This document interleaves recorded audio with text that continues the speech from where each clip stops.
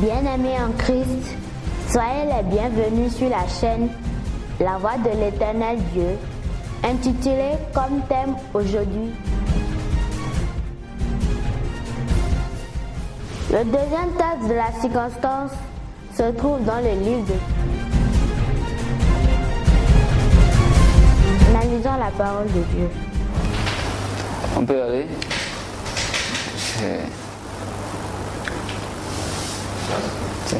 Bien-aimés dans le Seigneur Jésus-Christ, soyez bénis et soyez les bienvenus sur la voie de l'Éternel Dieu. C'est une joie de vous revoir une fois encore autour de la table de la nourriture qui ne périt pas. Et cette semaine, nous penchons sur le thème qui est intitulé « Si Jésus-Christ vous a franchi, vous serez vraiment libre ».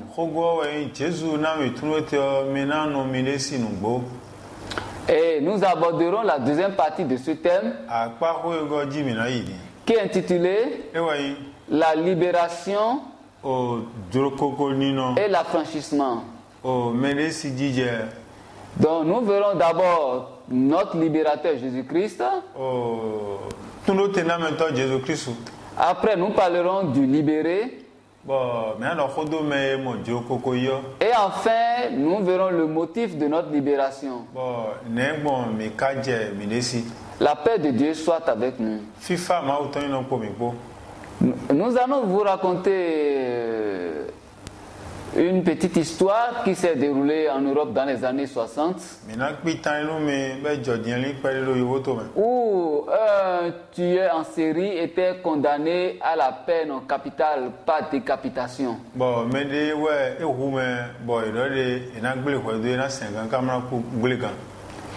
La peine par décapitation.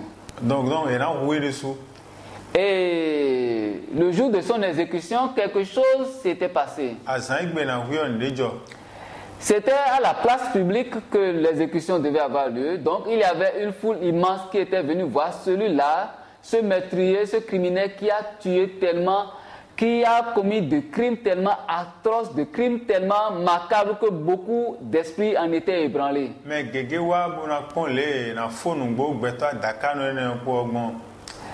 Effectivement, lui-même, sachant en lui-même que vraiment il a commis de graves actions, lui-même il savait que tout ce qu'il méritait, c'était effectivement de mourir là, le jour de l'exécuté. Et curieusement, au moment où la hache du bourreau allait s'abattre sur sa nuque, il y a un homme qui a crié dans la foule, arrêtez. Tout le monde s'est retourné, on a vu que c'était M. Christophe, l'instituteur du village.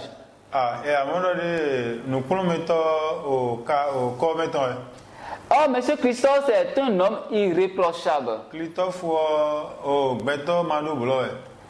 Et beaucoup rendaient témoignage de lui pour ses actes de bonté. Mais ce jour, Christophe est venu, s'est avancé directement vers les juges pour se déclarer prêt à prendre la place du condamné.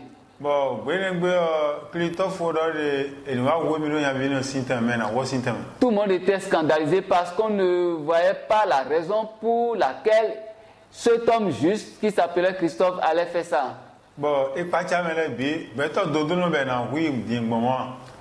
Et la loi, la coutume de la région était que quelqu'un qui réclame une telle chose, si la personne est vraiment irréprochable, il n'y a aucun droit de lui refuser cela.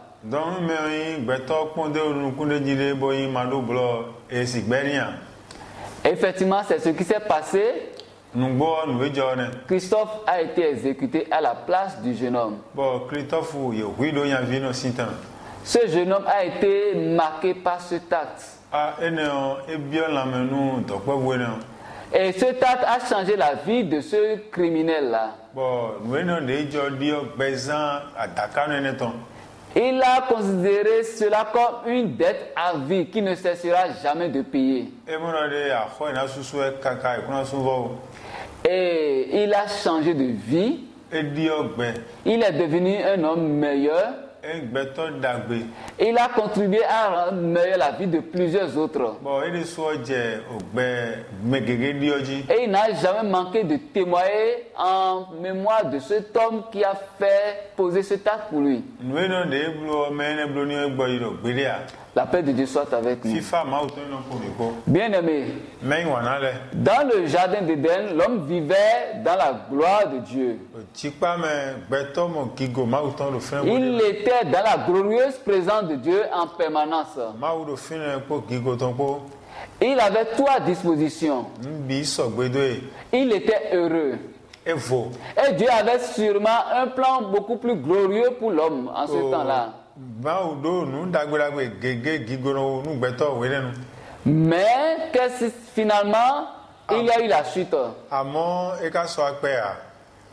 Pourquoi il y a eu cette chute?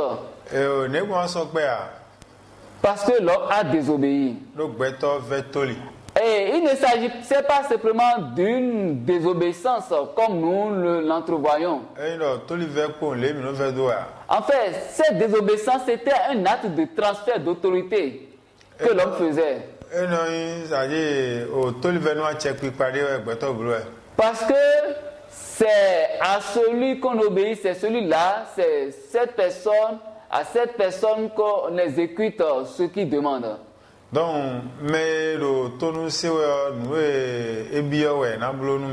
et parce que l'homme a préféré entendre et suivre la voix du malin.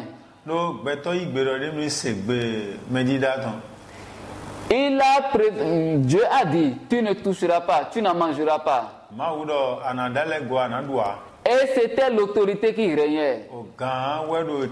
Et c'était à cette autorité que l'homme était soumise.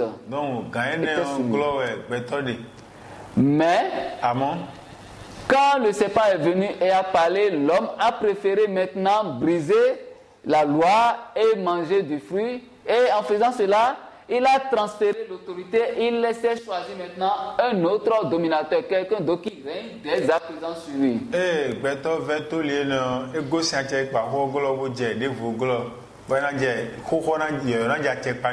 Et c'est ainsi que l'homme s'est rendu esclave du péché.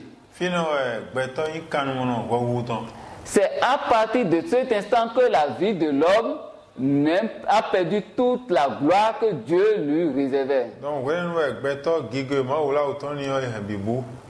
Et c'est ainsi que jusqu'à aujourd'hui, il y a des gens qui végètent dans le péché sans jamais se relever. C'est ainsi que l'homme est devenu, la gente humaine est devenue candidat de l'enfer.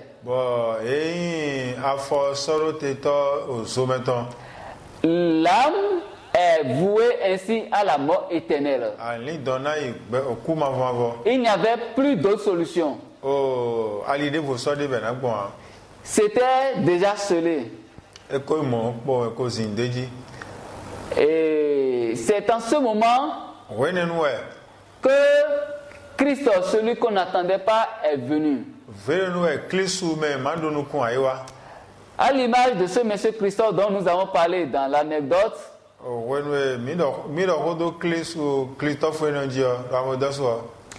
Christ aussi est venu pour prendre la condamnation qui était réservée à l'humanité.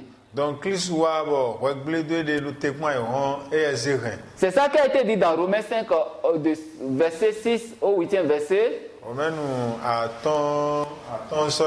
la parole dit, lorsque nous étions sans force, Christ au temps marqué est mort pour des impies. À peine mourrait-on pour un juste. Mais Dieu prouve son amour pour nous en ce que lorsque nous étions encore pécheurs, Christ est mort pour nous. Donc, Christ est venu payer le prix fort. Le prix que nous ne pourrons jamais rembourser. La rançon que nous ne pourrons jamais rembourser. Qui était la rançon de sa vie. Et c'est ainsi qu'il nous a arraché de l'autorité du péché. Cette autorité que nous avons pris lorsque nous étions dans le jardin d'Éden, Christ nous a délivrés de cette autorité-là en payant le prix fort, ce qui fait de lui notre libérateur. Et c'est ce qui a été dit dans Isaïe 61, verset 11. Où vers la fin, il a été écrit, il m'a envoyé pour guérir ceux qui ont le cœur brisé, pour proclamer aux captifs la liberté et aux prisonniers la délivrance.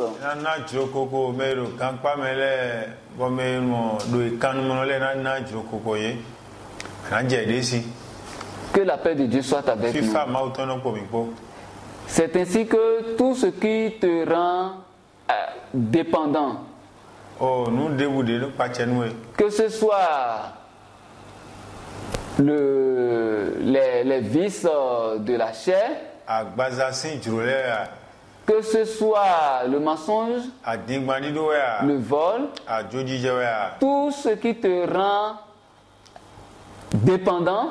Paul a dit quoi? Il a dit, misérable que celui qui me délivrera de ce corps de pécheur. Et il s'est réjoui en disant, gloire à Dieu, grâce à Christ, je le peux maintenant. Et dans un autre verset, il a dit, je puis tout par celui qui me fortifie. Et si toi qui es peut-être dans l'assemblée, qui est dans l'assemblée chrétienne, mais qui jusqu'aujourd'hui est encore en train de lutter pour te débarrasser d'une telle ou telle pratique, sans jamais y arriver, il faut savoir en fait que Christ a affranchi et que la lutte, c'est à Christ qu'elle appartient. Et c'est grâce à Christ que tu peux arriver au bout de cela. Que Dieu soit avec nous. Donc, le libéré, nous pouvons dire que c'est celui-là qui n'a rien fait, mais qui a été délivré de l'esclavage du péché.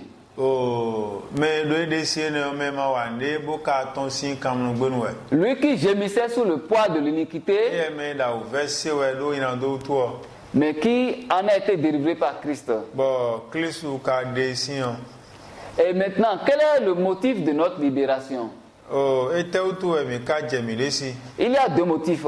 Le premier motif, essentiellement, nous le retrouvons dans Jean 3, verset 16, où il est écrit que Dieu a tant aimé le monde qu'il a donné son Fils unique,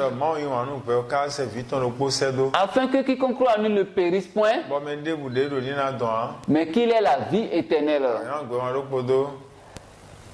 À cause de son amour, à cause du degré de son amour, Dieu nous a affranchis du péché. Dieu nous a rendus libres. Et comme il est écrit en Luc 15, verset 24, nous sommes venus de la mort à la vie. Et le deuxième motif de notre libération, c'est que Dieu nous a affranchis des œuvres des ténèbres pour que nous fassions maintenant les œuvres de lumière. Pour que nous, par son truchement, nous délivrons beaucoup d'âmes du royaume des ténèbres pour les amener au royaume de Christ. Pour que nous portons en triomphe l'étendard de la gloire de Dieu. Bien-aimé en Jésus-Christ. Comme l'a dit dans la première partie le frère Parfait Ramanou, est-ce que tu es né de nouveau? Parce que tout part de là. Le libéré, c'est celui qui est né de nouveau. Qui a cessé de lutter par lui-même et qui a tout remis à Christ. Afin que Christ prenne le contrôle. Afin qu'il le libère vraiment. Et dès que tu es libéré, tu mènes une vie qui rend gloire à Dieu. Nous verrons la suite qui consiste de la liberté avec le frère Edouard Somba. La paix de Dieu soit avec nous. Amen. Amen.